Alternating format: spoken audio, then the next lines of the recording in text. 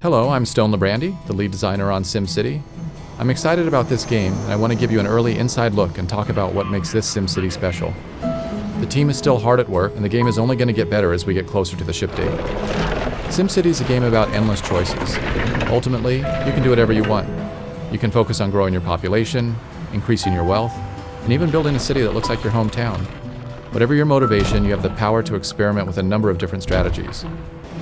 How you choose to play will influence your city, the neighboring cities, and the lives of all the Sims across the region. When you start a new game, you can pick any location in the region. One of the new ways to play SimCity is to specialize with a big business and give your city a unique role. If I wanted to build an industrial city, I might pick this area near the water so that I could have access to large cargo ships. But I'm a gambler and I want to build a casino city. So I'm going to start in this area because these train tracks will bring in more tourists. Before I can build casinos, I need to establish basic city infrastructure. The first step is to connect to the outside world. This is how construction trucks, moving vans, and tourists will enter my city. There are many different road sizes to choose from. I'm going to make the connection with a wide avenue because I expect a lot of traffic on this road. Off to the side, I'll draw a smaller 4-lane street for city infrastructure buildings. Over here, I'll draw another road for residential housing. In the zone palette, there are 3 different zone types: residential, commercial, and industrial.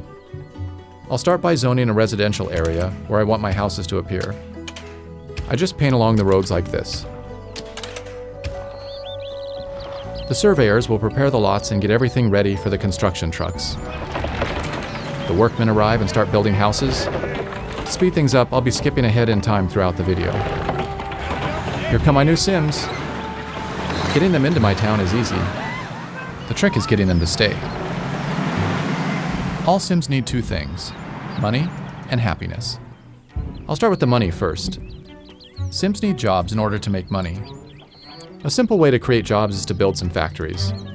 Factories also generate tax revenue, which will help me pay my city's bills. I zone for industrial just like I did for residential.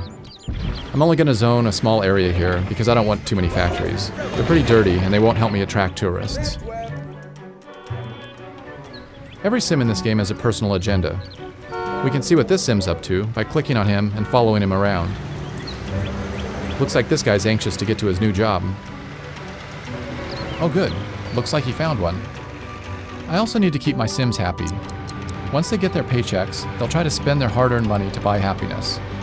Unfortunately, my city doesn't have any stores yet. I'm going to fix that by placing some commercial zones along this main strip to make it easier for the Sims to shop on their way to and from work.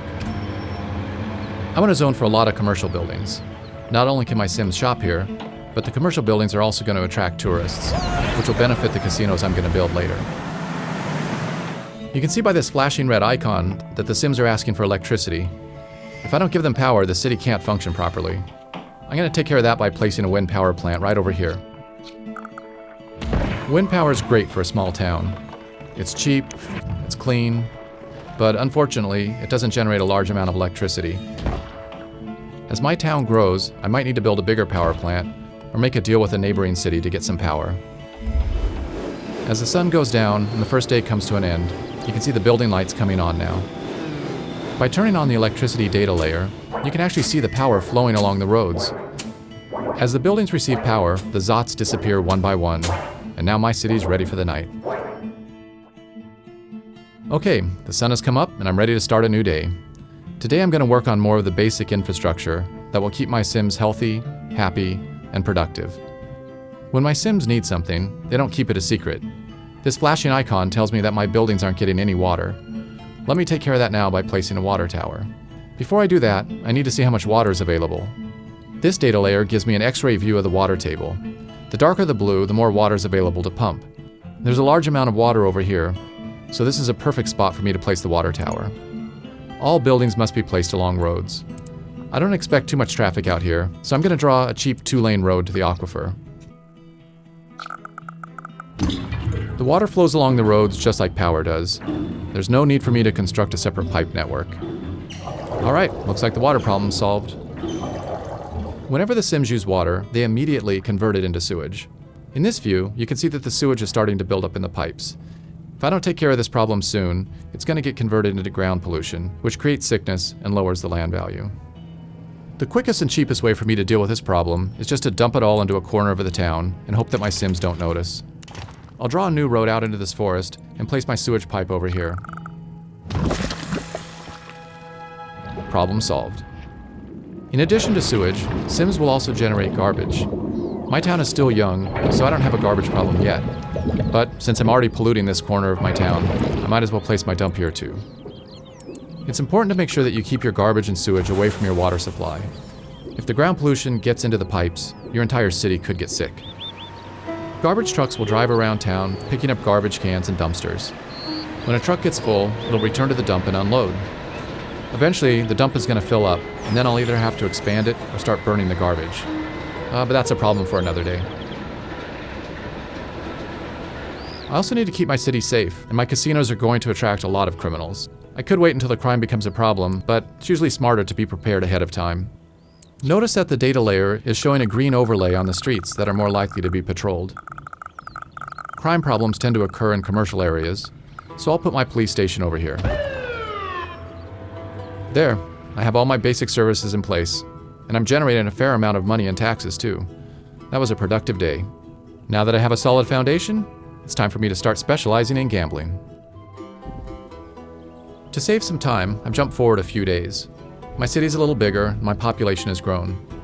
As I mentioned earlier, one of the new things you can do in SimCity is to create a big business. I'm ready to start building up my casino empire now. Casinos can generate large profits, but only if you can get enough tourists through the door. I can't immediately start building a fancy Las Vegas strip. Like everything else in SimCity, I'm going to have to earn it by starting small and then working my way up to greatness. Each casino caters to a different wealth class of tourist. These casinos cater to lower class, these to middle class, and these to upper class. I only have enough money to place this small gambling hall, but if I can make it profitable, then I'll be able to unlock bigger and more expensive casinos and attract wealthier tourists. Right now, I just need to focus on getting as many tourists into this casino as possible. The regional road will bring in some tourists, but not enough for me to guarantee a big profit. To increase the flow of tourists, I need to provide an alternative mode of transportation into this city. There are several options available to me. Since we already have rail running through the city, this is an easy decision for me to make. I'm going to go with trains. I'll place my train station here to provide tourists easy access to my gambling hall. Tourists will go to any commercial building in my city, but I want to encourage them to gamble, not spend their money on souvenirs and restaurants. Now, I need to connect my station up to the main rail line. This is similar to how I draw a road.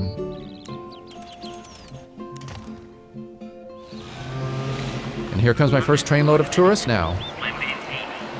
Looks like my little gambling hall is a hit. I'm already making a profit, and things are looking good.